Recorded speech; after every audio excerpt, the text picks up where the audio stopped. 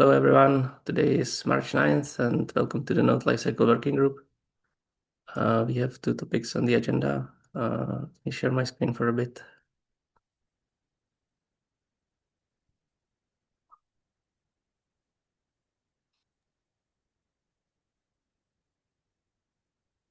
Okay, yeah, so me and Johan are working currently on the eviction request API implementation.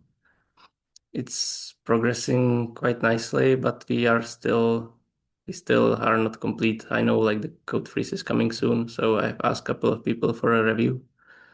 Like if you have also time, feel free to do a review.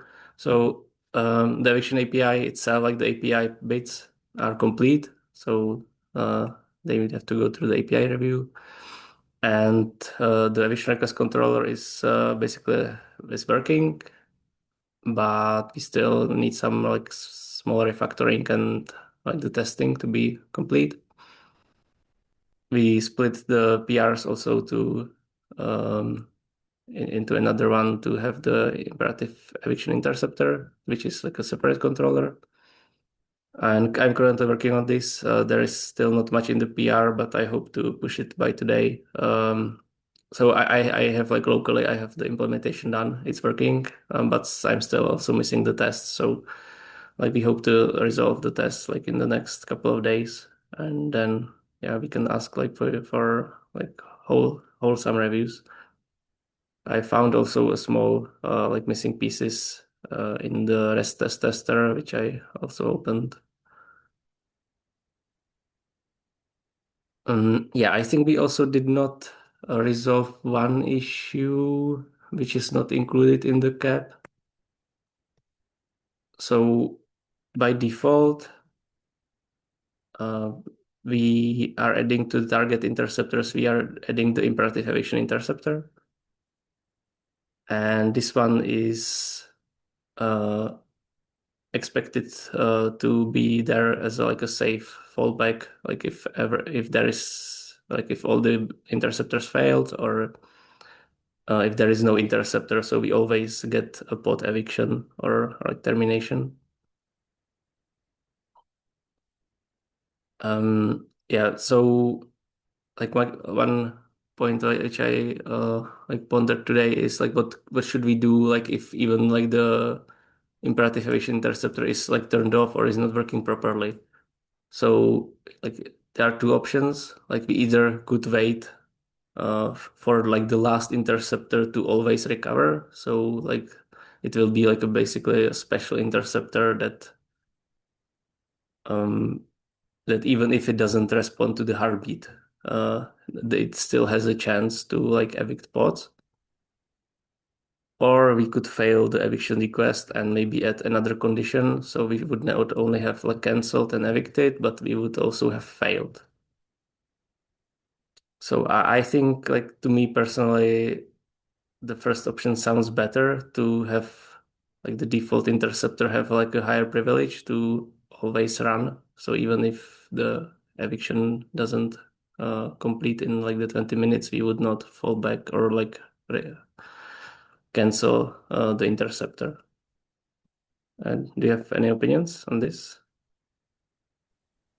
I mean, but the default interceptor is going to be, isn't it the kubelet, right? Or is there another entity that's being the default interceptor? Okay, so as I said, like we have the two controllers which we are adding. This is eviction request controller and the imperative eviction interceptor. And Oh, the eviction request controller adds this like interceptor by default to this like to the status. And this is like a separate controller which just calls like the evict API or like which is on which we have on pods. So it goes through the PDBs and everything.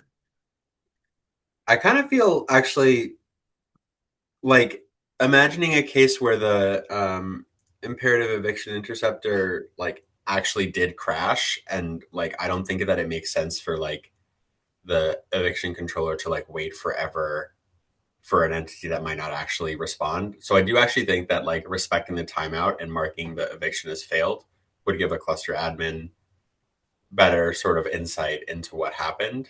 in that scenario. Hmm. Yeah, I mean, yeah, in this case, that makes sense. And also, like, I guess like we are not supporting it like by default, but technically, like, it's possible to turn off like the interceptor Yeah. like in Kube Control Manager when you turn off the controller. So like we are not we should not be sure like every time that it is running. Yeah, because this was broken out into a separate controller, that means I think that we need some sort of gates to protect the cluster from that controller misbehaving or being removed or something. Mm. Yeah, I like my main motivation was to basically save like all the like users of having to deal with another condition since we have like canceled and evicted and you would have to check the third condition. Or I guess we could also like morph this one and have uh like failed only and then have like a canceled as a reason. And we have like now we have like multiple reasons for cancellation. So one is if there are no requesters, and the second is if there is if the eviction request is not valid, if there is some validation that failed. So we could have like reasons like canceled by no requesters or canceled by like validation. Yeah, I mean, I think that the naming might I think a reason failed, the cancel reason could be covered by that. I think calling it like reason cancel or like uh condition canceled, but then having a failure state be there is a little confusing. But I think like having the two cases be evicted or failed, and then having a reason, one of which being canceled, and then one of which being um I Yeah, don't know. okay. Yeah, I guess yeah, if I now say if we say that it sounds reasonable to like still have two conditions. Like the first option I was offering was to add like to have three conditions. So cancelled, evicted, and failed. But it's always problematic, like from user perspective, to check for more conditions. It's not so user friendly, I guess. Yeah, that's fine. I think that this curve Okay, yeah. makes sense. Okay, yeah, yeah. Thanks for the feedbacks. So yeah, I guess I will go back to the API and change the condition so it's basically more versatile. Yeah, so I guess that's all. As I said, we are still working on this, hoping to get some reviews soon, and hopefully we can make it to the code freeze deadline, and hopefully we will not need any exceptions. Okay, so unless there is something more, we can like move to Ryan's topic.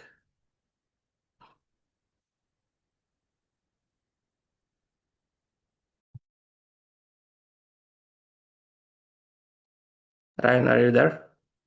Yep, I'm here. So Yeah, sorry, just I missed the mute button.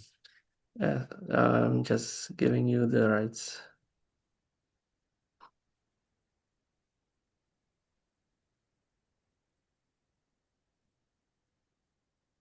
Okay, please go ahead. Okay.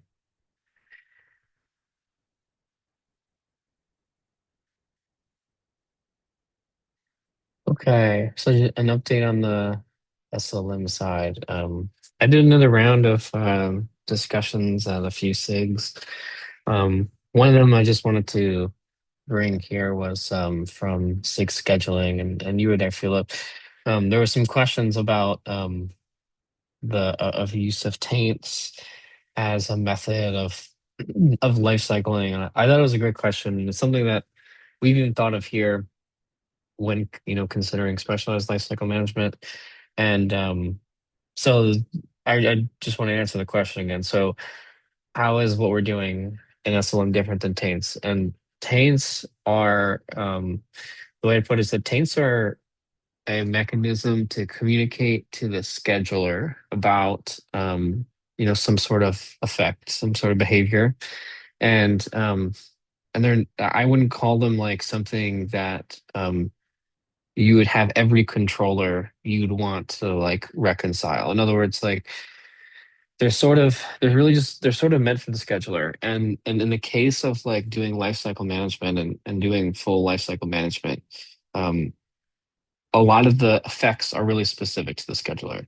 And so there's sort of one of the things like with taints you can kind of get like um you can kind of get like a very specific kind of subset of life cycling that just affects the scheduler, but it's not general enough, it's not flexible enough to support full life cycle management. And like an example of this is like if you were to like reboots like a something that we would want to do as part of like our life cycling of a node, it really would not make any sense to use like a taint to say, hey, we're rebooting, right? The effect would make no sense to the scheduler, and the scheduler has no value in understanding, like, hey, we're rebooting. It's not necessary at all.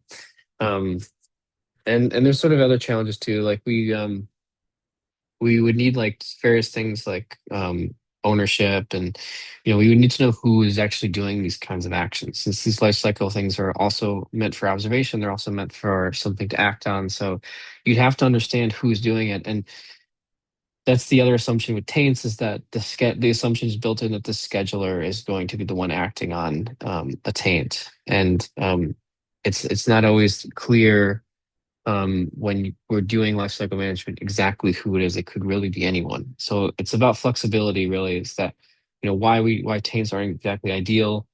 You need more flexible states, effects. You also need a flexibility into identity and on who would actually be doing these different lifecycle management techniques. And so we would actually, to even support taints, we would need a bunch of changes to it. But I don't even think that's really meant to be in the scope of taints at all. I would actually think we probably would want to keep it the way it is, since it works well. But it was definitely an interesting question we got. Go ahead, Philip. Yeah, I think as you mentioned, like the ownership like question is like a pretty important. Like I think we even saw it like in the some of the presentations we got in the working group, that there is always a problem with ownership of taints, and we should strive to fix that like with SLM, to have like a strict ownership model, and like to see like what is everybody is doing. And yeah, and it's, even though like you can use them for like maintenance and all like different things, like in the end it's a scheduling primitive, so it has a side effect, right? So it basically Yeah.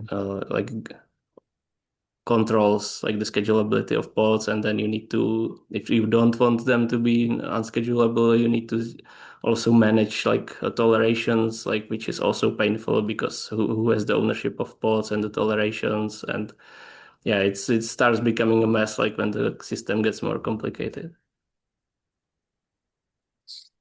Yeah. So yeah, I think the other thing too is like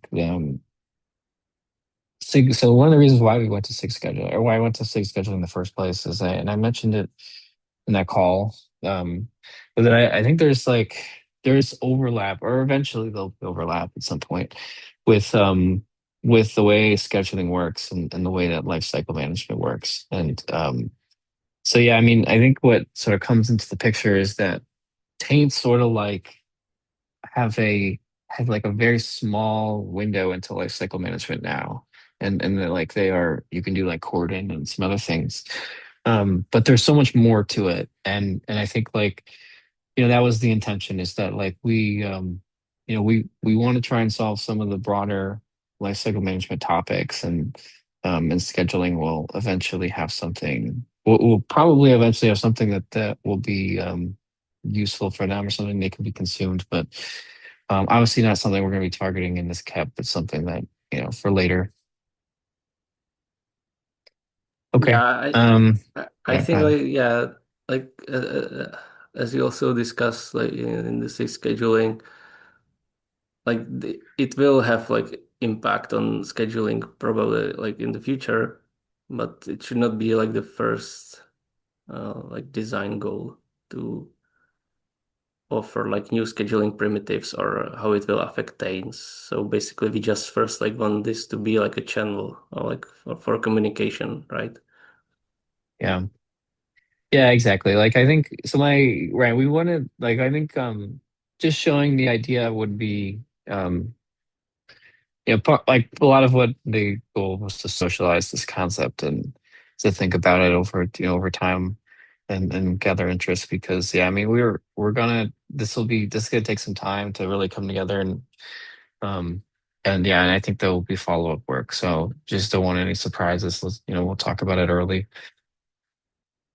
Yeah, and I think like what you did, like that you have like example like controllers or drivers, like where you can actually use these. So maybe you can even use attained there or unschedulable. Like I think that's good to have, like to just like make it accessible, like what we want to do.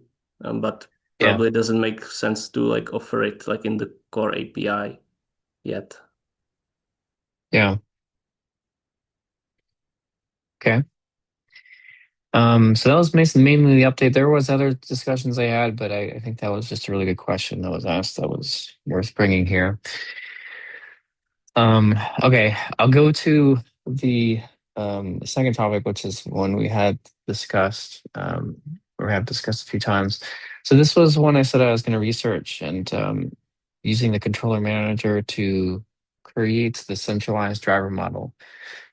This one, so I did some research on this and I wanted to go through some of the patterns that are the architecture has and sort of like think through how we would solve them in the general case. There's actually two cases we can talk about, the general case and then a very specific case. Like if we wanted to do that, the like the kubelet amnesia bug, it would be a little bit different than this. But I figure we'll just do the general case and talk about what does it mean when you try to use this architecture. Um, all right, so these are the events that we have to go through. So just to quickly switch over to the picture. Okay, so the in the picture, essentially what this is all of these arrows coming out of the kubelet would need to be replaced by something else. This would build our centralized controller. And so the proposal is that we could do this somewhere on the Kubernetes control plane. Um, and so how exactly would that look? So what are the different arrows? So I've listed them here. So okay, so the first one, creating a lifecycle transition. So this one, for the general sense, meaning like anyone who wants to come in and register their centralized driver, and so they want to, register some sort of lifecycle event. This one, I'm not sure how to do this one because we would have to come up with some sort of new object or some way to communicate this inside the controller manager where um, I mean, the idea is that here's the lifecycle driver is actually going through the kubelet and publishing this thing. So I guess what it's either that the answer is that there would be no work inside the controller manager. The driver would just publish this directly, or we have to come up with some other mechanism for the driver to like work this through the controller manager. My sense is it's probably the former, which is like we just let drivers create their lifecycle transitions directly. And that's like the simplest way to deal with this. Um, so those are the two options that I could think of for this one.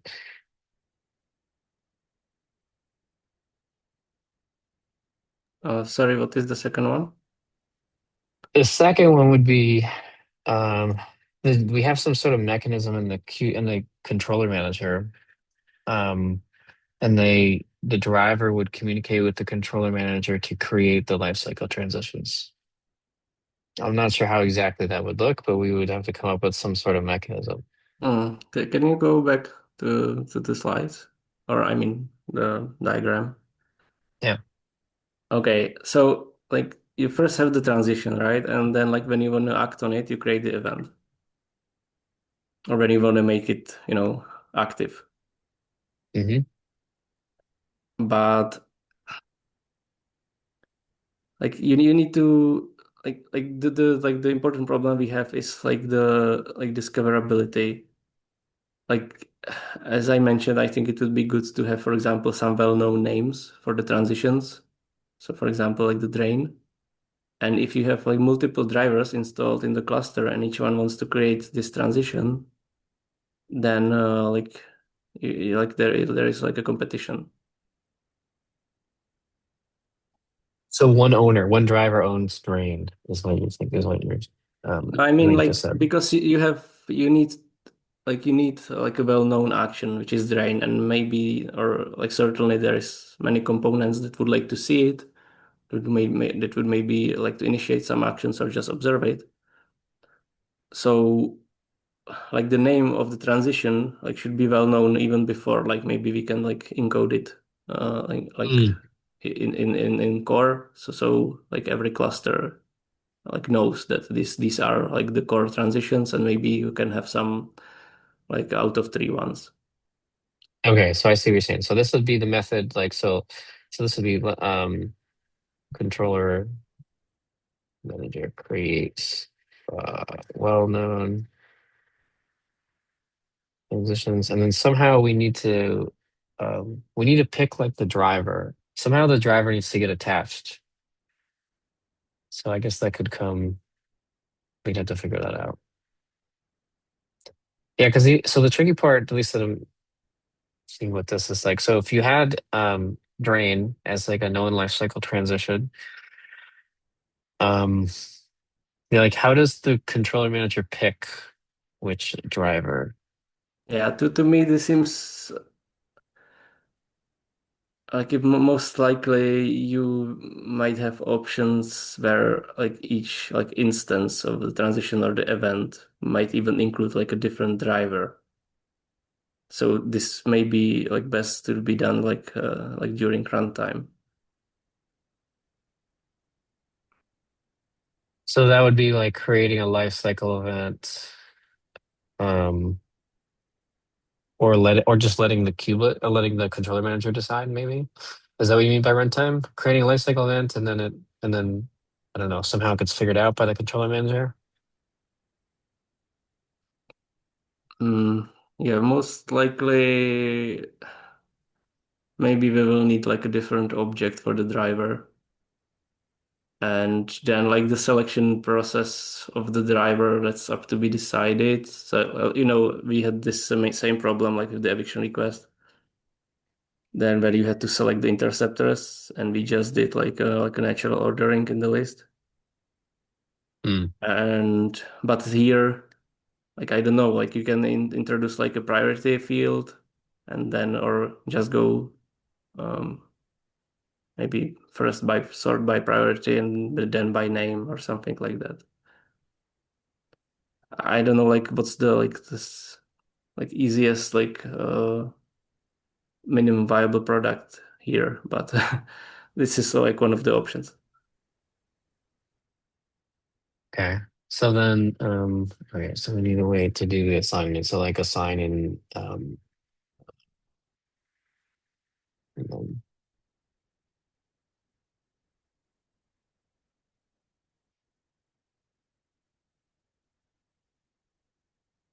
list of names. I guess it could be in the lifecycle event. No, I think it might be better like to start like with another object because or and maybe you can override it in the lifecycle event, but like what you want to look at is like to simplify like the API exposure like to users. So like if a user creates lifecycle event and then there is like a bunch of drivers, like they might not know like which one is best to pick.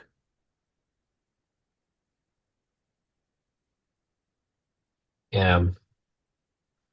So So so okay. so like that's what I also like try to do like in the eviction request, like try to make like the basic idea like work with like without as much user input as possible. And like we can add this later. Like I also like when I designed eviction request, there was lots of other fields, like we removed them all, like a lot of them.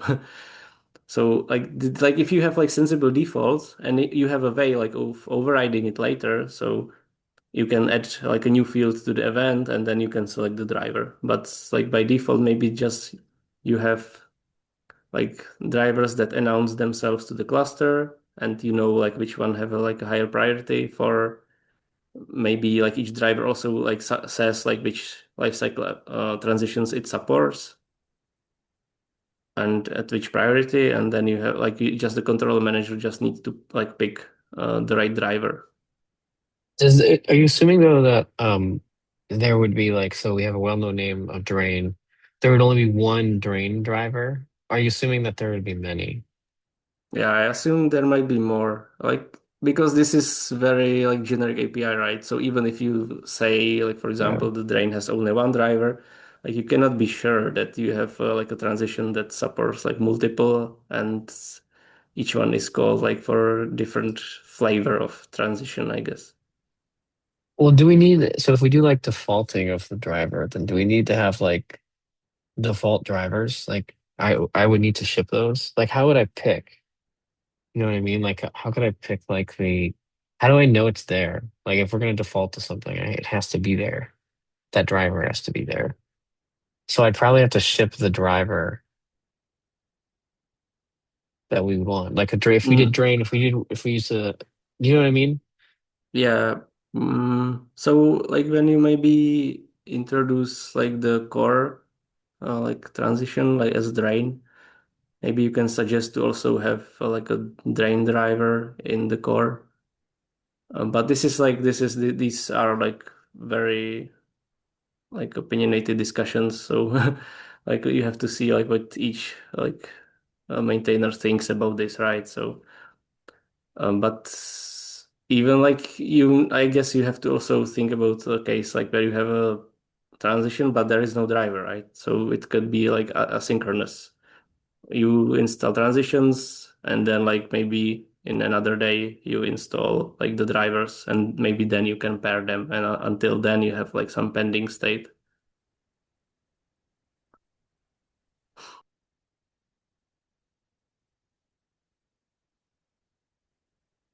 Sorry, I'm writing. So we can create the drivers that are relevant transitions. It would have to be like in tree or somewhere or in a SIG. Yeah, but this is like really like to be done like in the future. Like I would even not maybe die. Like we can mention the possibility, but I would not like dive deep into it in the cap. Yeah, well, so this is what I mean. Well, the reason I want to, so the reason this is I wanted to get into it here is because like what's the I want to answer the question of like how do we like which method do we want to enable both methods, but like which method do we want to go with first? So I want to get through like and have all of this written here or whatever. And I mean I can mention it at a high level in the KEP as like what the requirements would be and try and get alignment. But I just want the message to be clear. Okay, like what's the work involved for each of these so we can decide which one we want to go with. Um, Yeah, okay. I So would like add also like maybe create like a driver resource or like so we have like API representation for the driver. I think that might be worth it. okay, so new driver. All right, I don't know what that's gonna look like. So I'm just gonna put a question mark here. Okay. Yeah, and then Yeah, like you okay, have but like when you have the resource, like you have then options, right? You can encode like anything you want there. So you can mention like the supported transitions for the driver, like the hmm priority, or you can go like with the way how like storage classes are done that you have the default storage class, like when you don't know which one to pick. Yeah. Yeah, I mean, this is a pattern. Like DRA also does this too. You mentioned storage classes. There's the resource classes in DRA. So I can mention that, like resource class. So there's a pattern here. Okay.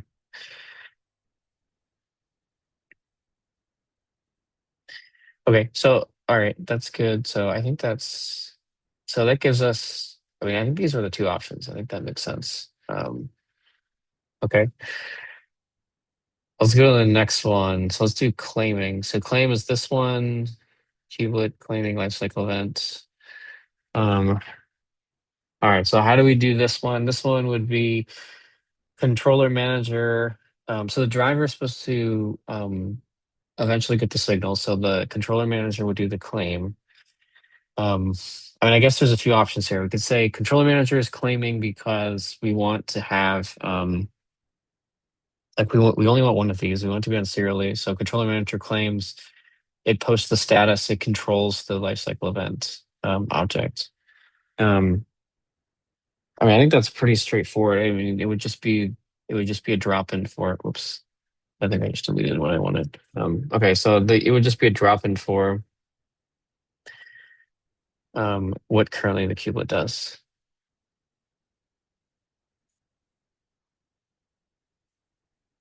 Yeah, I don't think there's anything. I don't know if there's anything controversial about that. I mean, you just need a controller to claim it.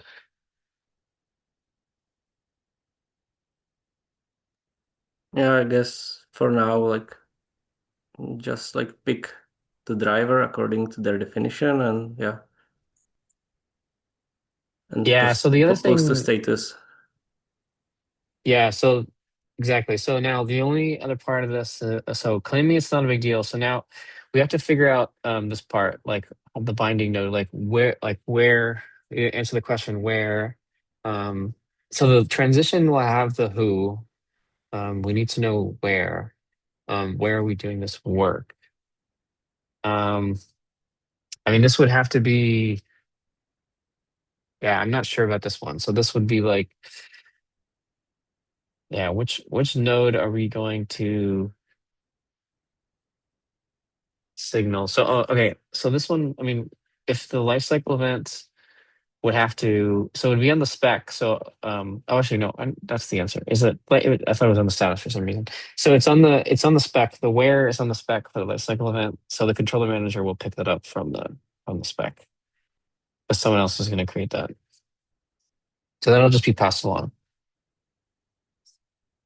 Yeah, Yeah, I don't think there's anything else to I this. guess like for now, like you can like create because like this is also like very generic and like the target like can be anything. So we can also like do what eviction request does. Like you have a union and support, for example, for right now just nodes, and like later you can add like many other new things. Yeah. Okay, let's go to the next one. Okay, so now the event actually signaling the driver. So I think there are a few ways we could do this. We could actually have so controller manager signaling the driver. So this one could be um, I mean, I'm not sure. We could do RPC, I guess, but I'm not sure how we'd want to do that. But there would have to be maybe some established way to register with the controller manager that we can send a message over. We also have the driver um, watching the lifecycle event is a possibility.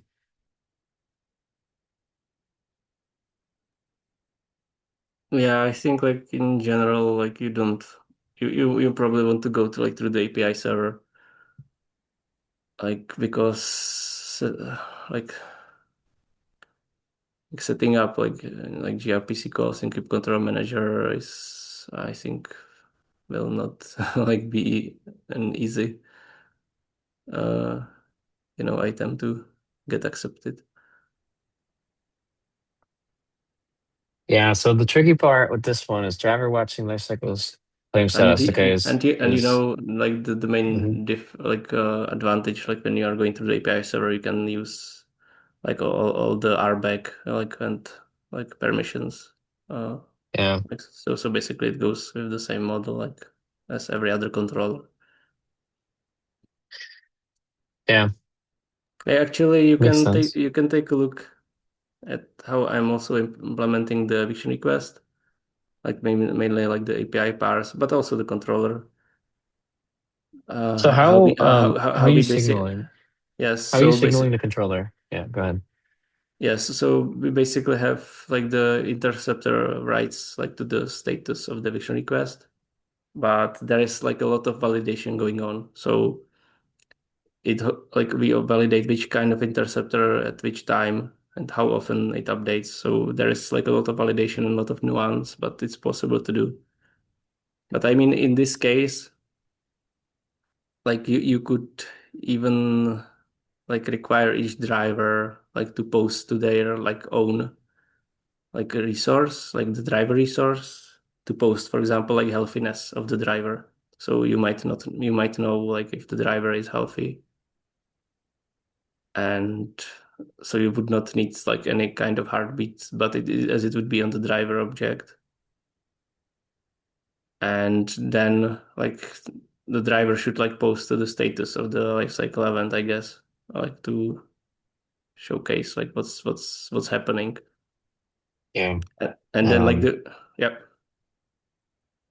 yeah, I was gonna write down what you just said, which is the like that point I wanted to highlight. So the driver can, so we have there's a claim status on the lifecycle event, but we can post more status, right? So the driver can share like um, because so part of the challenge here with the claim status is it only tells us that the controller manager has processed this thing for it's gated this thing. It says it's ready to go. So the driver would need to say, I started working on it or something.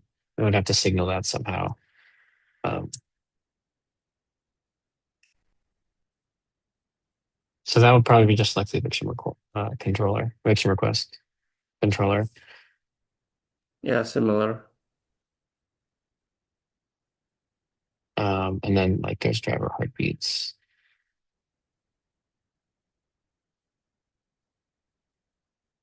Yeah, but this one you can do like against like the driver resource, so you do not need to.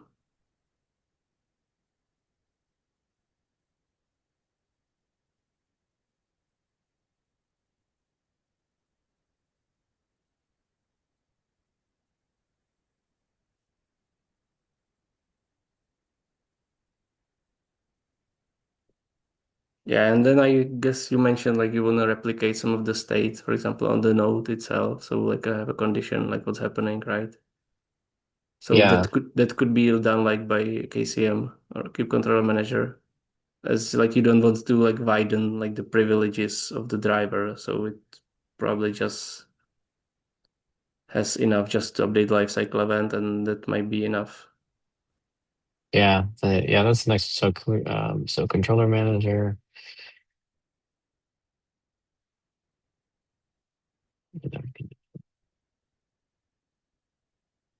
Yeah. I mean, technically the driver could do it. I'll just mention here, as a possibility, just to get all of the Yeah, possibilities. but like, well, realistically, I think you don't want to go that way. Like No, because I don't think. like if you have like tons Yeah. of drivers, they are competing for the node resource. It's already Mhm.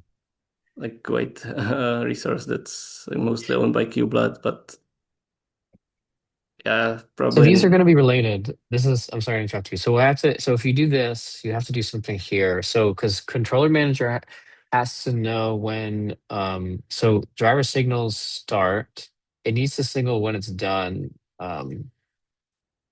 When it's, so I don't know where it's going to put this, but so driver would need to signal when, uh, it's, when it's like, when it's done on the first state, when it's complete transitioning to the first state. When first transition is done. So I don't know when this goes. I guess at the life cycle event.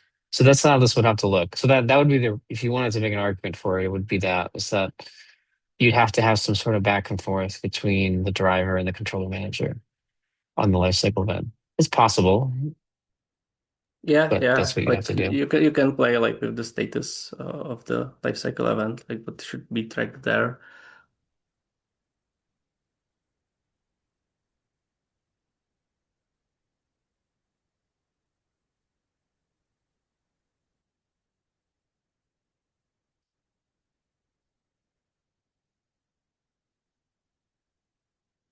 Um, yeah, yeah, Yeah, and like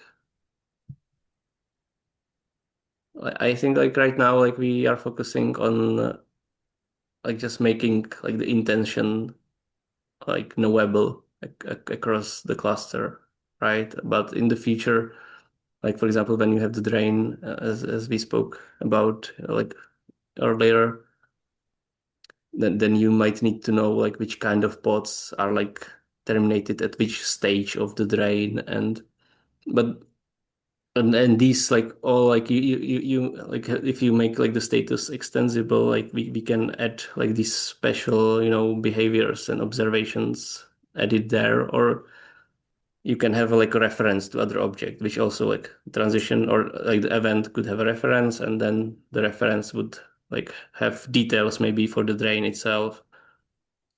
And yes, so like I think like we will like add on to this like observability to support many use cases, but yeah, we should start simple. Yeah.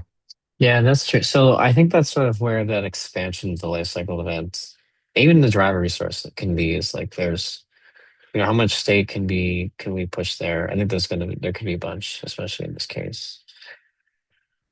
Yeah, like Okay. if you have like a Yeah. point which you can take and something is happening, and even you have a reference to other resource, then you can like do like you can have like very like rich scenarios, uh even like for like resource allocation, deallocation, scheduling, like anything.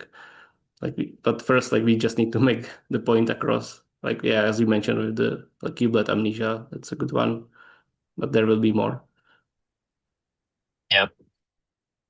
Okay. So I'm just gonna leave this here, Philip, but just because I think even if anything, it serves as an argument to say that we thought about it. Like to say, okay, here's why, just to be complete, and we can always mention answer that question, why not? I mean, technically someone could always do this. I think, it's probably not the best, but it's fine. You could do it. Yeah, I mean, like Depending. if you give RBAC privileges to like the to the controller or the driver, then sure.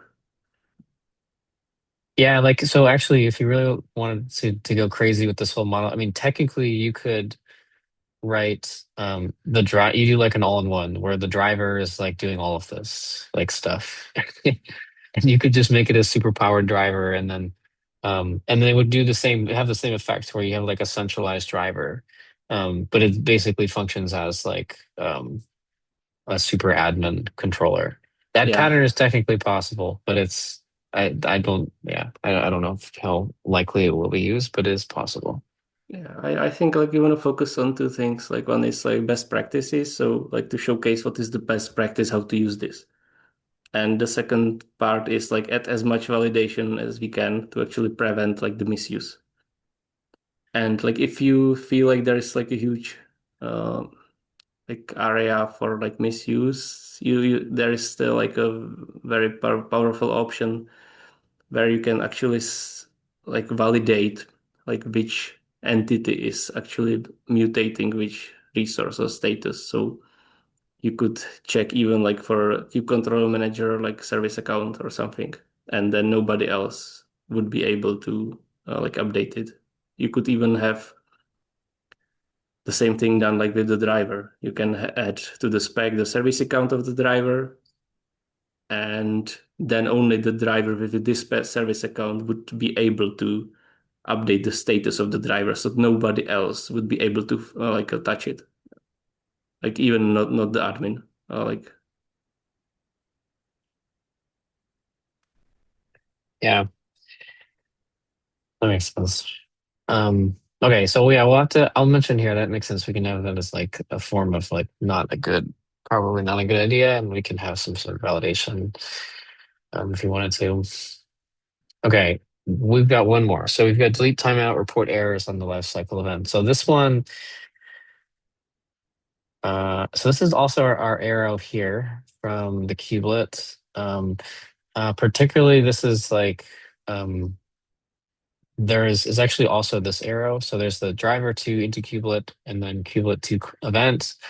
So it covers a few things. So if there's like an error in the driver, say like it failed or whatever, or the driver, um, there's a bunch of these. Like if we attempt, we claim if the controller manager claims and then the driver's gone for whatever reason, that's not good. If we time out um, during the one of the transitions, that's also not good.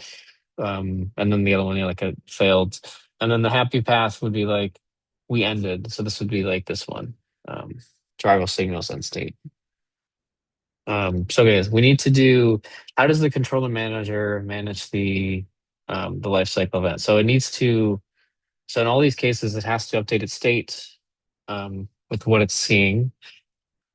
So for like I guess we go through each one of them. So delete would be happy path, that would be this one. Driver signals when the end state transition is done. We would delete. Uh, Timeout, this would be mhm. sorry. Delete like what? You mean the event itself? Delete the life cycle event. Yeah. Yeah, I think like we did also with eviction requests. Like it's better to keep this open. Like so just keep it, and we can look into like garbage collection later. Because you never know like if the result is needed for some other actor in the chain. That's true now. Okay, so I mean, then what I need, just add like a yeah. GC garbage collection as a to do, and that should cover it for now. Okay, so you're saying just skip it. So the only thing with I'll have to think about I don't have a state for like we're done. So I was assuming I would just delete it. But we could do I would need a done state of some sort. Do you have a done state in the what's your done state Yeah, we in the have like eviction request? the conditions. So we just have like as I was mentioning, like the evicted condition or now failed condition. So you can have like multiple end states like with conditions, and just you look at appearance of one. And this is like a pattern that's used over like all over the place in Kubernetes. Okay.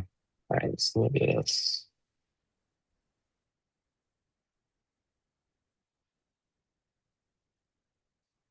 all right, I'll just leave TBD for garbage collection.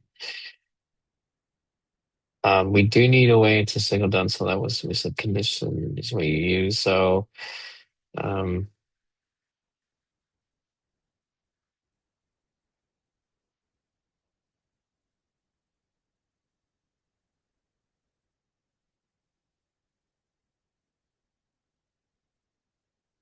okay. And then the other end state switches errors and timeouts. So there's these I've already covered, like there's failed and there's like SLA timeout as the other event end states.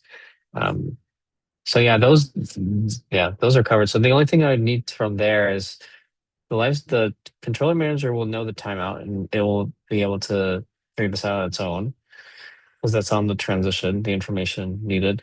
Reporting errors. This one, so I don't know how we do this one. So if we're going to signal through the API server, it would have to be the driver, I think, that does this. So the driver reports errors on the lifecycle events, which is fine. Yeah, like you can play like with the status, like what kind of fields you think would be like useful, like for every driver, or like make like some extensibility through conditions or something else.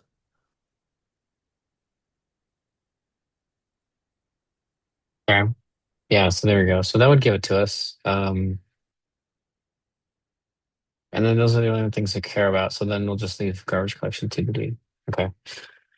Yeah, and I think like even like in the eviction request, like I think like the safe default is if somebody is doing the work, like it's better not to have like a timeout for the work itself. So for example, like if you see in on the driver that it's healthy and hopefully it's not like misbehaving, and we probably should like leave it uh, until it resolves. So like this can be like a superset of the eviction, right? So like if it takes like a long time to evict the whole node, like for like the workloads from there. Yeah. Okay. So that what I've done, so what I do have in terms of timeout though um is that we And have like we have a yeah, certain amount of time for the transition to occur. So is what you're saying if you see a healthy driver, we just let it go for like what would be the how would we let it tell it to stop or when do we give up?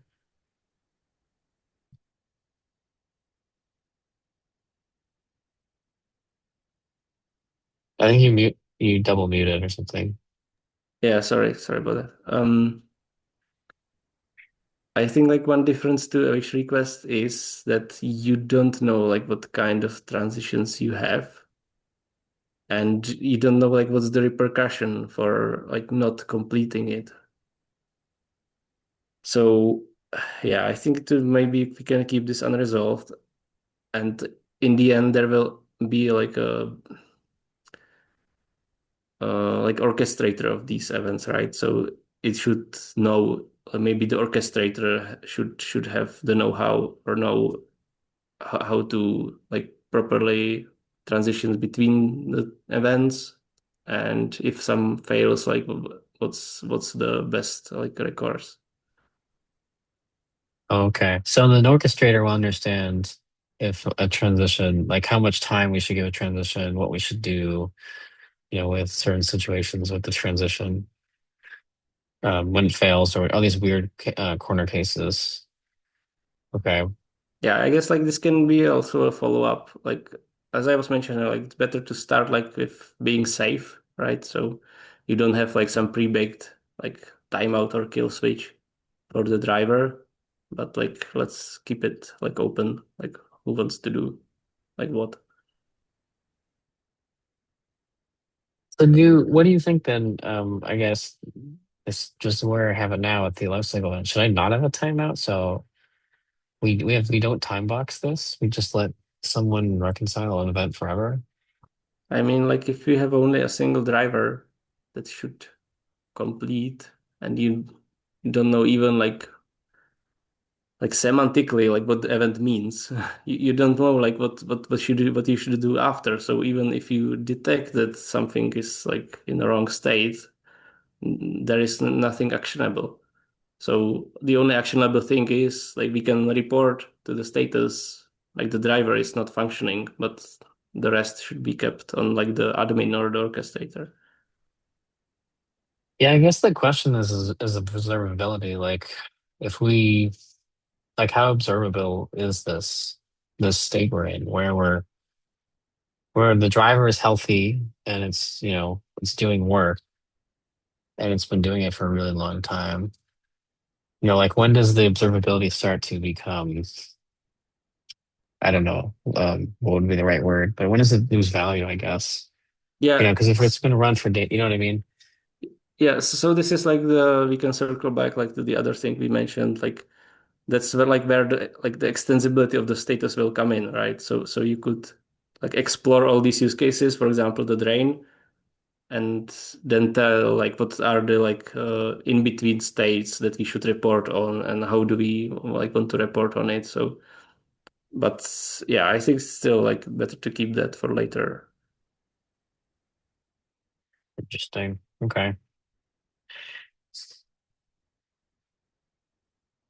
All right. Let me make a note because I think that's definitely. So I have in both cases, I have a timeout for these. So it's definitely an open question. Should we have a timeout?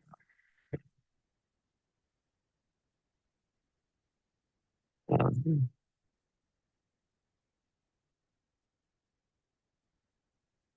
okay. All right. I can see. Yeah, maybe I can remove it. Okay. Yeah, maybe that simplifies it. All right. I think that's all though. I think that's the only thing. So they kind of summarize this. So this is the general sense, right? So this is what we would require. So I can write up this and put this into the caps just at a very high level in terms of like what the requirements would be. Um, and then we can decide like, or at least have a discussion there with the larger forum and see if we can help narrow down which one we should go for first as an approach. Yeah, that sounds perfect. Yeah. Okay. Good. All right. I think 3 minutes to spare. Just made it in. All right. Perfect. Yeah, nice timing. Yeah. Okay, thanks for coming, folks. Thank you. Thanks. Talk to you Bye. later. Bye.